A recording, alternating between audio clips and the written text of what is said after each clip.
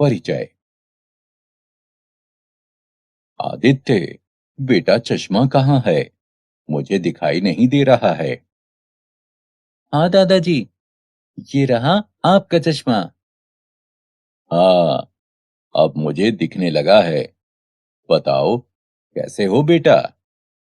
मैं ठीक हूँ दादाजी। मुझे आपसे कुछ पूछना है। जरूर बेटा, पूछो।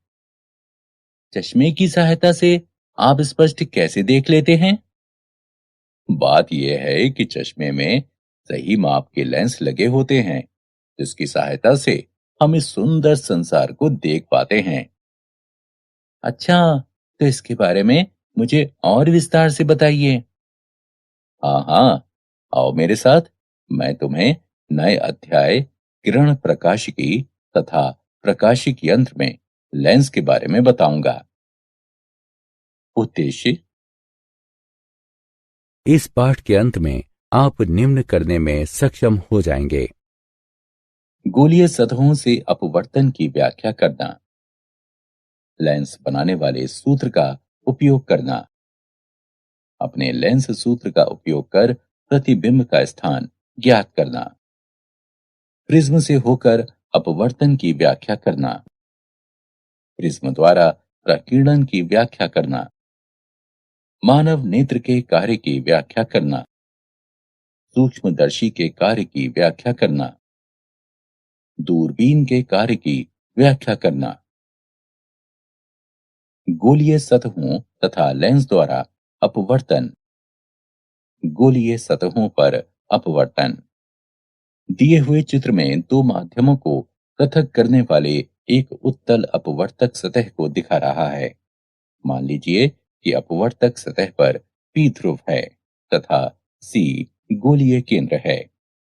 मान लीजिए कि विरल तथा सघन माध्यम में अपवर्तनांक क्रमशः n1 तथा n2 है।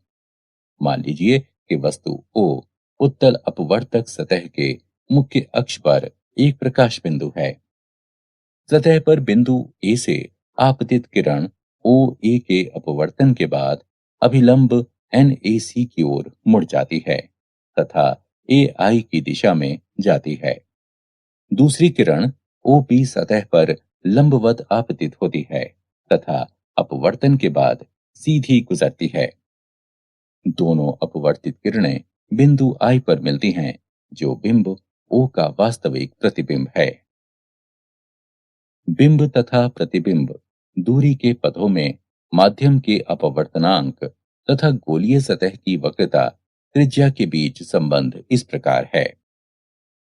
n2 बटा b घटा n1 बटा u बराबर n2 घटा n1 बटा r।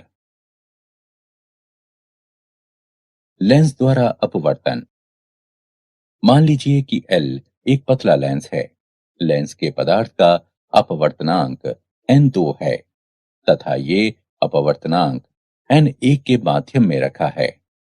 लेंस का प्रकाश केंद्र C है तथा मुख्य अक्ष x डैश x है। लेंस की सतह की वक्रता त्रिज्या r1 तथा r2 है तथा उनके ध्रुव P1 तथा P2 हैं। लेंस की मोटाई t है, जो बहुत कम है। बिंदु O लेंस के मुख्य अक्ष पर वस्तु बिंदु है।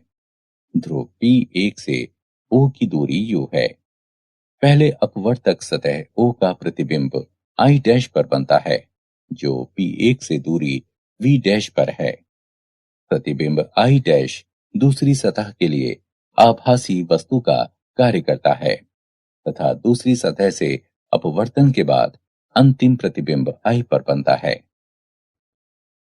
पतले लेंस के लिए अपवर्तनांक का सूत्र है। यह सूत्र लेंस बनाने वाला सूत्र कहलाता है। यह सूत्र अवतल लेंस के लिए भी लागू होता है। यदि प्रथम माध्यम वायु है तथा लेंस के पदार्थ का अपवर्तनांक n हो, तो n2 बटे n1 बराबर n तथा हम निम्न जानते हैं। अतः लेंस बनाने वाला सूत्र इस प्रकार लिखा जा सकता है। ये पतला लेंस सूत्र कहलाता है। प्रकाश के वास्तविक स्रोत की ओर के बिंदु को प्रथम फोकल बिंदु, जबकि दूसरी बिंदु को द्वितीय फोकल बिंदु कहते हैं। लेंस के आवर्धन m को प्रतिबिंब के आकार तथा वस्तु के आकार के अनुपात के रूप में परिभाषित करते हैं। m बराबर h डैश बटे h बराबर v बटे u।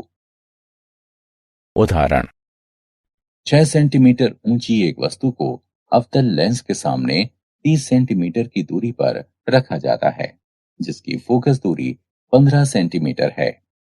प्रतिबिंब का स्थान ज्ञात कीजिए। हल दिया है u बराबर 30 सेंटीमीटर, f बराबर घटा 15 सेंटीमीटर। अतः लेंस सूत्र से 1 बटा f बराबर 1 बटा v घटा 1 बटा u, जो कि प्राप्त होता है 1 बटा v बराबर 1 बटा f जमा 1 बटा u से, बराबर 1 बटा घटा 15 जमा 1 बटा घटा 30 बराबर घटा 1 बटा 15 घटा 1 बटा 30 बराबर घटा 3 बटा 30, अथवा v बराबर घटा 30 बटा 3 बराबर घटा 10 सेंटीमीटर। अर्थात प्रतिबिंब वस्तु की ओर लेंस से 10 सेंटीमीटर की दूरी पर बनेगा। लेंस की क्षमता। किसी लेंस की क्षमता की माप किरण को मुख्य अक्ष की ओर मोड़ने की इसकी क्षमता से की जाती है। लेंस L2 की फोकस दूरी लेंस L1 से कम है, अतः लेंस L2 किरणों को L1 से ज्यादा मोड़ता है। इस प्रकार लेंस की L2 क्षमता लेंस L1 की क्षमता से अधिक है। स्पष्टता P 1/f के अनुक्रमणुपात में है। अंतरराष्ट्रीय पद्धति में फोकस दूरी की इकाई मीटर है तथा लेंस की क्षमता डायऑप्टर में है, अतः P 1/f के बराबर है। स्पष्टता 1 मीटर फोकस दूरी वाले किसी लेंस की क्षमता 1 डायऑप्टर है। इस संपर्क में रखे पतले लेंसों का संयोजन। मान लीजिए दो पतले उत्तल लेंस L1 तथा L2 को एक दूसरे के संपर्क में इस प्रकार रखा गया है कि उनके अक्ष समान हैं। लेंसों की फोकस दूरियां f1 तथा f2 हैं तथा लेंस के दोनों तरफ माध्यम समान हैं। प्रथम लेंस L1 से u दूरी पर एक वस्तु O स्थित है।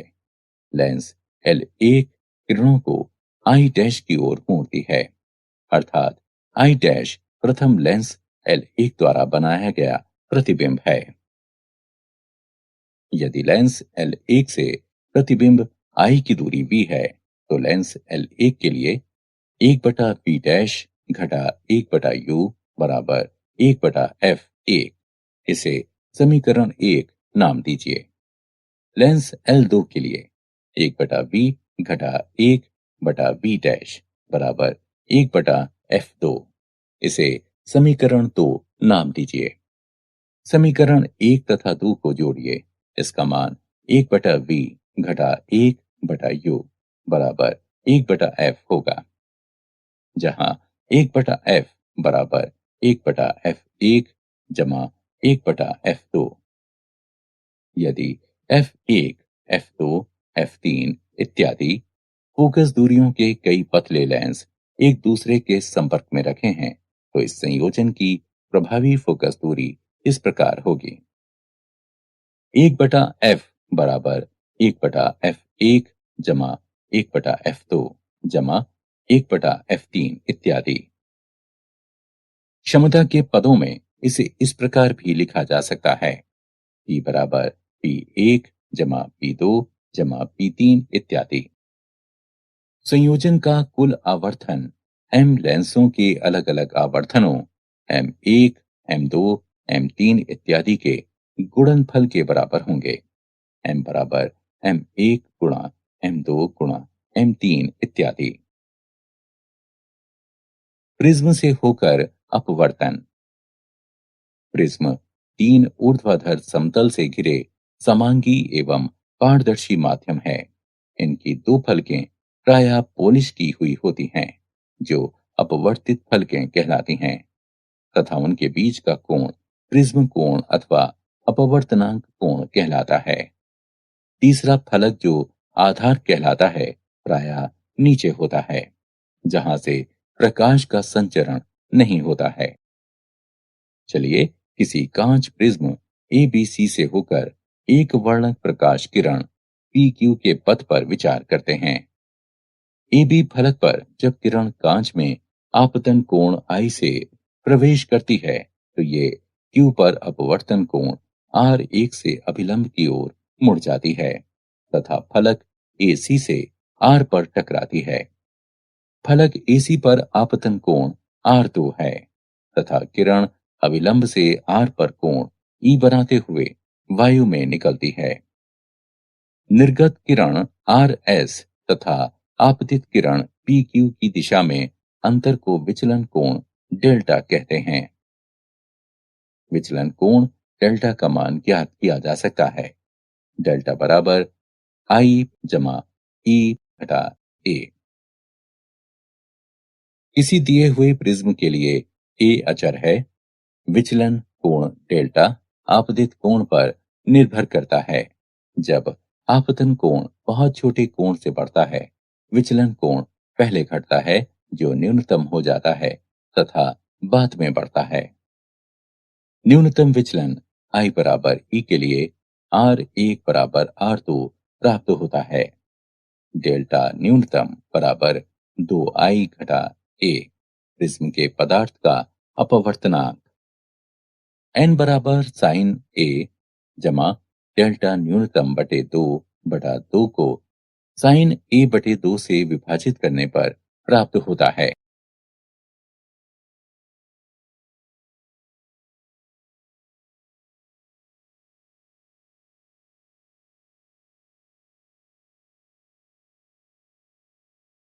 प्रिज्म द्वारा परिक्षेपण।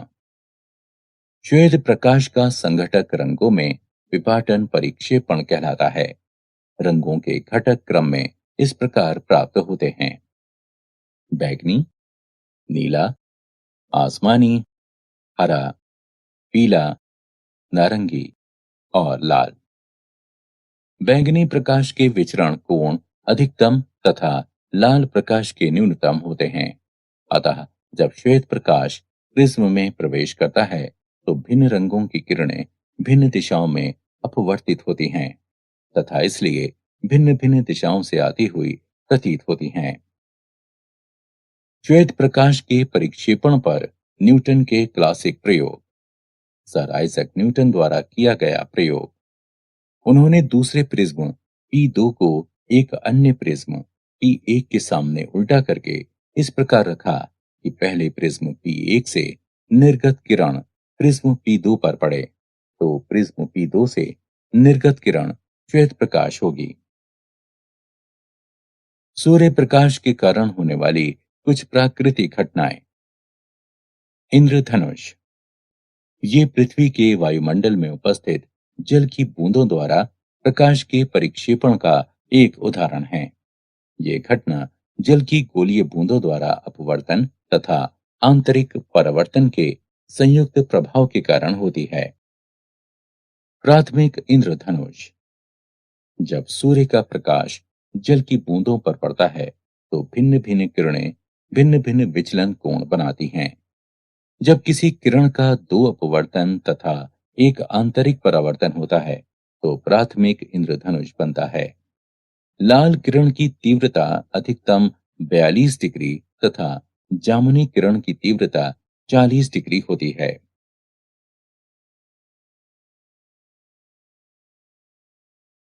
द्वितीय इंद्रधनुष। जब सूर्य का प्रकाश वर्षा की बूंदों पर इस प्रकार पड़ता है कि दो अपवर्तन तथा दो आंतरिक परावर्तन हों, तो प्राथमिक इंद्रधनुष के साथ द्वितीय इंद्रधनुष भी प्राप्त होता है। द्वितीय इंद्रधनुष में जामुनी रंग का विचलन लाल रंग की अपेक्षा अधिक होता है।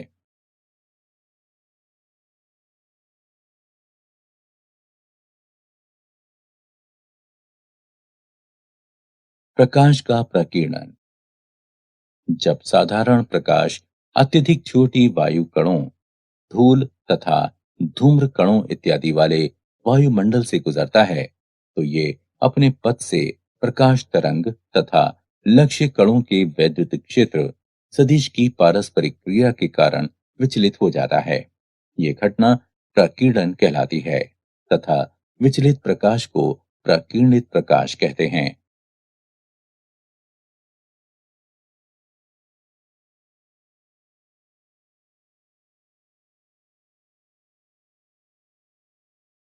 प्रकीर्णन का रेले नियम। सूक्ष्म कणों यानी प्रकाश के तरंग दैर्ध्य की विमाओं से प्रकीर्णित प्रकाश की तीव्रता प्रकाश के तरंग दैर्ध्य के चतुर्थ घात के व्युत्क्रमानुपाती होती है। अर्थात हमें अधिकांश समय आकाश नीला क्यों दिखाई देता है? सूर्य का प्रकाश पृथ्वी के वायुमंडल में पहुंचता है तथा वायु तथा धूल कणों द्वारा सभी दिशाओं में प्रकीर्णित हो जाता है।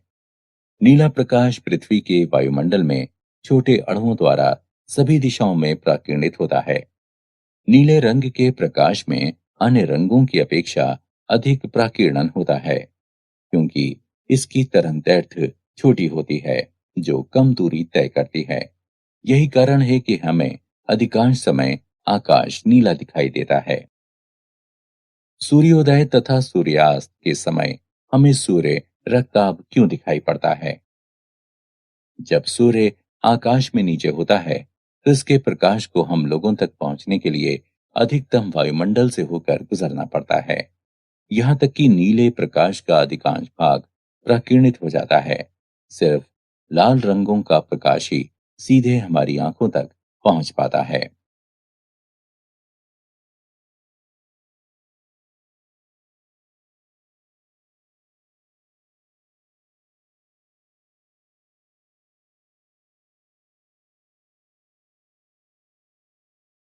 प्रकाशिक यंत्र, नेत्र।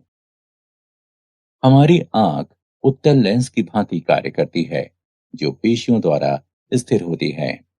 ये लेंस नेत्र लेंस कहलाता है। किसी प्रकाशवान वस्तु से आती हुई किरणें जब आंख के लेंस पर पड़ती हैं, तो अपवर्तन के बाद ये रेटिना पर फोकस होती हैं। इस प्रकार रेटिना पर वस्तु का वास्तविक, छोटा तथा उल्टा प्रतिबिंब बनता है। हमारा मस्तिष्क इस प्रतिबिंब को सीधा महसूस करता है। नेत्र की समंजन क्षमता। पेशियों के लचीलेपन के कारण नेत्र का लेंस अपनी फोकस दूरी को बदल सकता है, जिससे कि हम पास व दूर की वस्तु को देख पाते हैं। आंख की ये क्षमता समंजन क्षमता कहलाती है। आंख द्वारा किसी वस्तु को स्पष्टता देख सकने की अधिकतम दूरी अनंत है। जब वस्तु अनंत या बहुत दूर पर होती है, तो इनसे निकलने वाली समांतर किरणें नेत्र लेंस से अपवर्तन के बाद रेटिना पर फोकसित होती हैं तथा वस्तु स्पष्ट दिखती है। इस अवस्था में पेशियों में कोई तनाव नहीं होता है, अर्थात नेत्र विराम की अवस्था में होती हैं तथा नेत्र लेंस की फोकस दूरी अधिकतम होती है। जब वस्तु नेत्र लेंस के पास होती है, पेशियां लेंस की अपवर्तक सतहों की वक्रता को बढ़ाने या घटाने के लिए सिकुड़ती हैं। इसलिए लेंस की फोकस दूरी घट जाती है तथा रेटिना पर एक स्पष्ट प्रतिबिंब बनता है। इस प्रकार नेत्र पास तथा दूर की वस्तुओं को स्पष्ट देख पाती हैं। नेत्र जिस न्यूनतम दूरी पर की वस्तु को पेशियों पर अधिकतम दाब डालकर देख पाती हैं, वह स्पष्ट दर्शन की अल्पतम दूरी अथवा नेत्र का निकट बिंदु कहलाता है। सामान्य नेत्र के लिए यह दूरी 25 सेंटीमीटर है तथा अधिकतम दूरी अनंत है।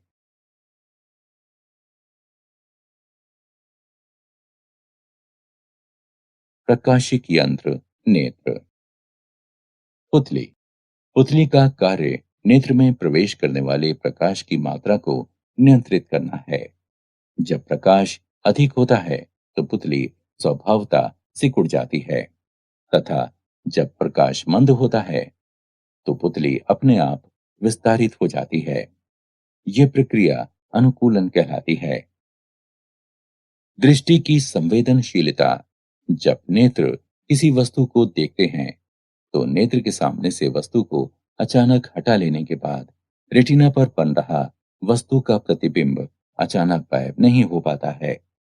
यह अनुभव लगभग 10वें सेकंड की लघु अवधि तक भी होता रहता है। इसे दृष्टि की संवेदनशीलता कहते हैं। वो स्थान जहां पर दृक तंत्रिका नेत्र में प्रवेश करता है प्रकाश के प्रति असंवेदनशील होता है तथा ये काला धब्बा कहलाता है।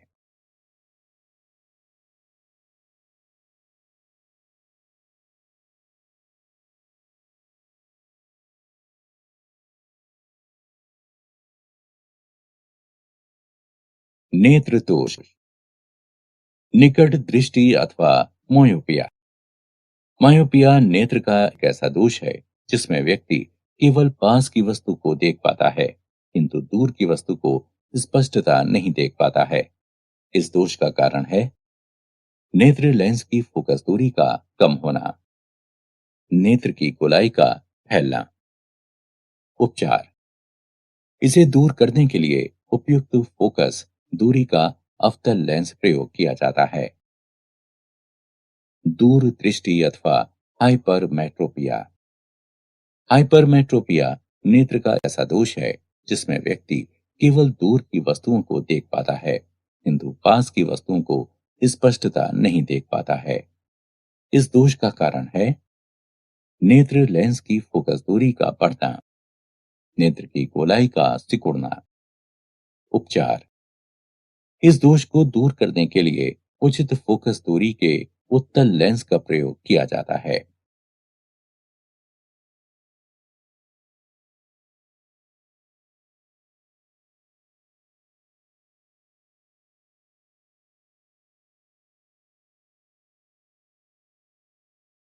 नेत्र दोष।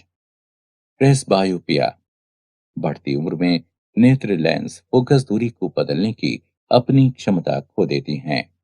इसके परिणाम स्वरूप नेत्र का निकट बिंदु दूर विस्थापित हो जाता है तथा दूर का बिंदु अधिक पास आ जाता है जिससे कि नेत्र पास की वस्तु तथा दूर की वस्तु को नहीं देख पाते हैं। नेत्र का ये दोष प्रेसबायोपिया कहलाता है। इस दोष को द्विफोकल लेंस के प्रयोग द्वारा दूर किया जाता है। एस्टिग्मेटिज्म। नेत्र का ये दोष जिसमें समान दूरी की क्षैतिज तथा ऊर्ध्वाधर वस्तुएं रेटिना पर फोकस नहीं हो पाती हैं, एस्टिग्मेटिज्म कहलाती हैं। एस्टिग्मेटिज्म दोष का उपचार सिलिंड्री या बेलनाकार लेंस के प्रयोग द्वारा होता है।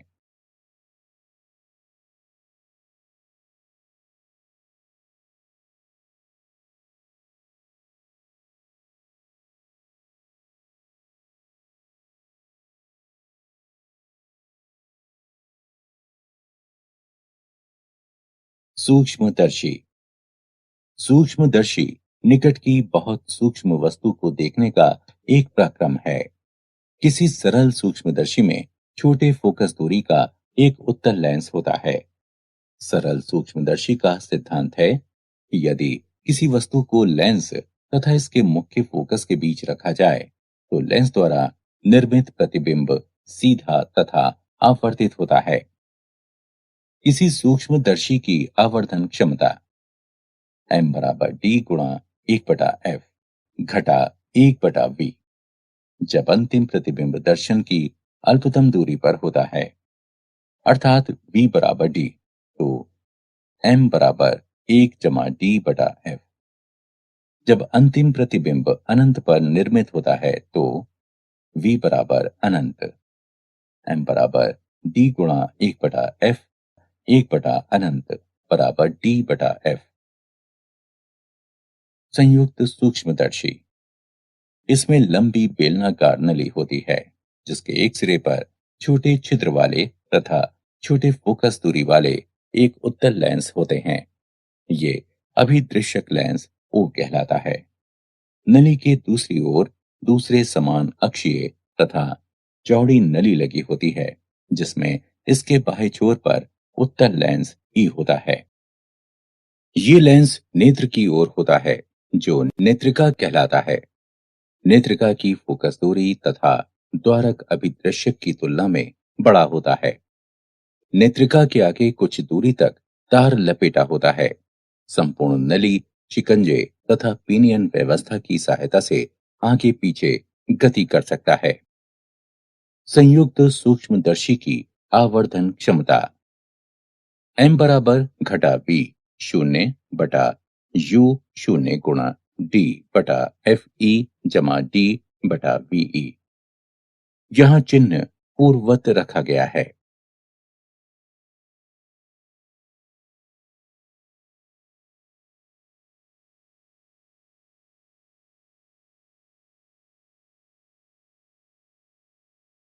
दूरबीन। खगोलीय अपवर्तक दूरबीन में एक अभिदृश्यक लेंस तथा एक नेत्रिका होती है। यद्यपि दोनों यंत्रों में अंतर ये होता है कि दूरबीन के अभिदृश्यक की बड़ी फोकस दूरी तथा बड़ा द्वारक होता है। दूर स्थित वस्तु से प्रकाश अभिदृश्यक में प्रवेश करता है तथा इसका वास्तविक प्रतिबिंब नली के अंदर बनता है। नेत्रिका, जिसका प्रयोग एक सरल आवर्धक के रूप में होता है, अंतिम प्रतिबिंब को उल्टा करके दिखाता है। जब अंतिम प्रतिबिंब अनंत पर बनता है, अभिदृश्यक लेंस दूर से आती हुई वस्तु की समांतर किरणों को प्राप्त करता है। इस प्रकार एक प्रतिबिंब आई मुख्य फोकस F शून्य पर बनता है, क्योंकि अंतिम प्रतिबिंब अनंत पर है। अतः आई को नेत्रक के मुख्य फोकस Fe पर होना आवश्यक है। इस प्रकार Fe तथा F शून्य समान स्थल पर हैं। सामान्य समंजन में किसी दूरबीन की आवर्धन क्षमता प्रतिबिंब द्वारा नेत्र पर निर्मित कोण तथा सीधे वस्तु द्वारा बनाए गए कोण के अनुपात में होती है, जबकि बिंब तथा प्रतिबिंब दोनों ही अनंत पर होते हैं। कोणीय आवर्धन m बराबर घटा f शून्य बटा f e होता है, जहां f शून्य वस्तु की फोकस दूरी है एवं f e नेत्रक की फोकस दूरी है। क्या आप जानते हैं, न्यूटन ने प्रदर्शित किया कि कोई प्रिज्म श्वेत प्रकाश को रंगों के पट्टियों यानी स्पेक्ट्रम में विघटित कर सकता है। हब्बल आकाशीय दूरबीन की सहायता से सबसे दूर की गैलेक्सी का पता लगाया गया है।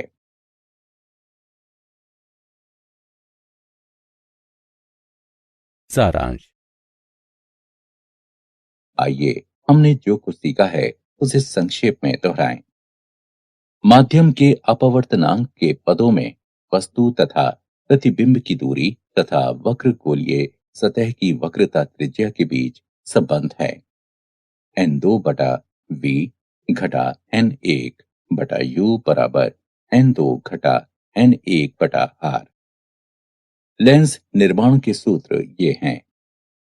पतला लेंस सूत्र है लेंस की आवर्धन m बराबर v बटा u। लेंस की क्षमता P बराबर 1/f मीटर में डायोप्टर D। क्षमता P1, P2, P3 इत्यादि वाले पतले लेंस की संयोजन क्षमता है। P बराबर P1 जमा P2 जमा P3 जमा इत्यादि। प्रिज्म के पदार्थ का अपवर्तनांक n बराबर साइन A जमा डेल्टा न्यूनतम बटा 2 को साइन A बटा 2 से भाग देने पर प्राप्त होता है, जहां A प्रिज्म का कोण तथा डेल्टा M न्यूनतम विचलन है। श्वेत प्रकाश का संघटक वर्णों में विपाटन परिक्षेपण कहलाता है। सूक्ष्म कणों प्रकाश के तरंग दैर्ध्य की विमाओं से प्रकीर्णित प्रकाश की तीव्रता प्रकाश के तरंग दैर्ध्य के चतुर्थ घात के व्युत्क्रमानुपाती होती है, अर्थात आई 1/लैम्ब्डा की घात 4 के अनुक्रमानुपाती होती है। मायोपिया, हाइपरमेट्रोपिया, प्रेसबायोपिया तथा एस्टिग्मेटिज्म आंख के दृष्टि दोष हैं। सूक्ष्मदर्शी की आवर्धन क्षमता m बराबर d गुणा 1 बटा एफ गुणा 1/v। संयुक्त सूक्ष्मदर्शी की आवर्धन क्षमता m बराबर घटा v शून्य बटा u शून्य गुणा d बटा एफ ई जमा d बटा वी। दूरबीन का कोणीय आवर्धन है m बराबर घटा एफ शून्य बटा एफ ई, जहां एफ शून्य बिंब की फोकस दूरी है तथा एफ ई नेत्रक की फोकस दूरी है।